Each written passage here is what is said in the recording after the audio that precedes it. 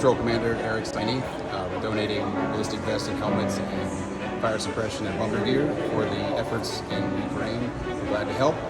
May not be much, but every little bit, goes a long way. So we're glad to help. Chief Boyle came up with the idea, and he said we have some training gear that is still good, but it falls outside of the parameters of what we're allowed to use it for live fire, but it's all in good shape. And so he said, how about we can put that together? And so we contacted and determined that there was a need, and so we went through our training sets and provided that. It was a great opportunity for us to feel like we do something else. About a month ago, when I was told there is a war in Ukraine, I didn't believe it.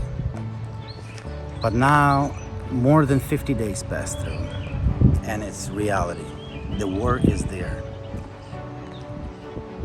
There is many people in Ukraine displaced, hungry and cold. That's why a bunch of us here, united, and we want to go there and help as much as we can. There is many things we would like to do, and we have big plans to do, but yet not easy to do. But that's why I'm sending you this message.